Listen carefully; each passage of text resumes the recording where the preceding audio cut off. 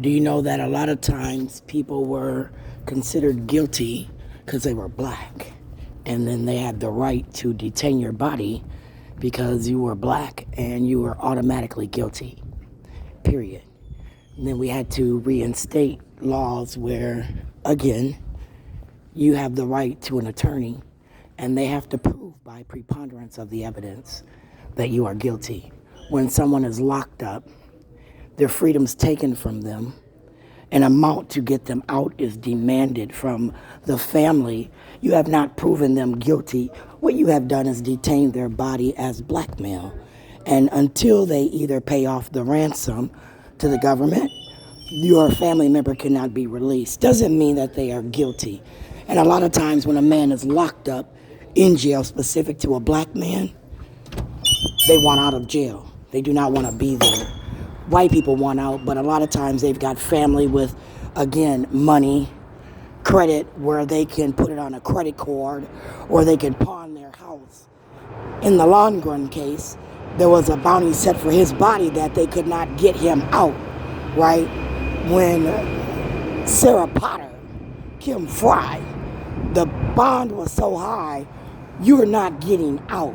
We've already deemed you guilty. Right now we're just seeing if you broke a law.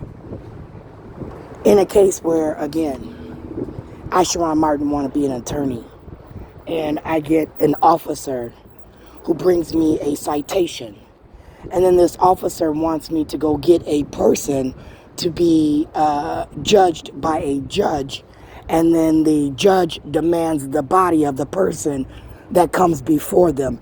Anytime, again, that happens where we have a police issue a warrant for a person's arrest and a judge summons the body to their courtroom, you should be very well versed in whether or not the person is or is not guilty.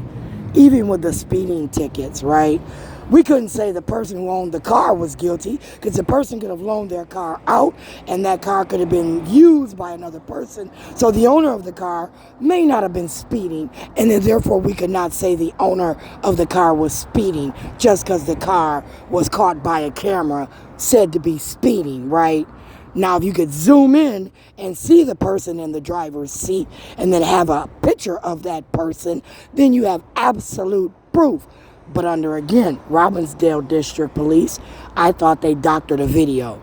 And then at that point, I no longer had faith in the police, in the videos that they were presenting before these judges. And then these judges were now deeming me guilty based on, again, a police video. When a policeman gives a video, they're sworn to uphold the law. We're expecting them to tell the truth. We are not expecting them to hide evidence. We're not expecting them to forge evidence. We are not expecting them to have a gripe with a person that, again, is now being settled through the use of their uniform, the use of their gun, their handcuffs, their tasers. We are not expecting that in any way, shape, or form from a police officer to be settling debts with the community in that manner. My son right now, be very clear, judicial official up in Mille Lacs County.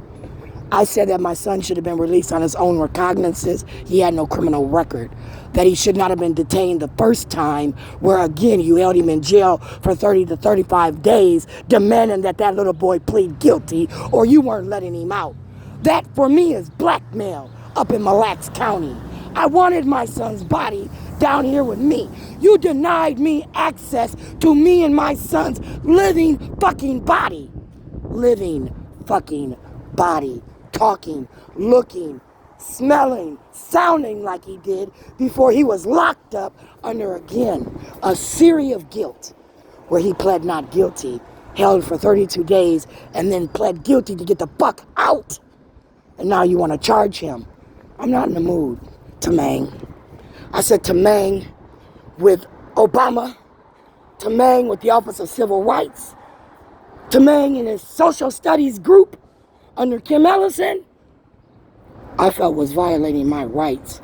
Remember that WGSS class was in this place, right? And I said, as Altavis contacted that WGSS class, Altavis Kirk was violating my rights. I thought Altavis Kirk was one of those people from Oprah Winfrey's African program, her and Fardosa.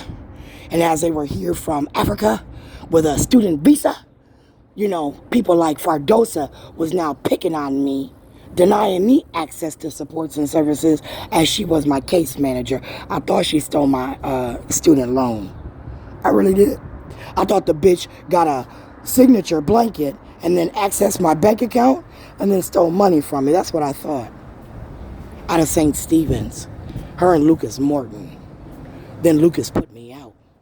Then I thought Lucas contacted people at Wanda's place, and then they began to lie, right? The first lie was that Rex peed on the floor.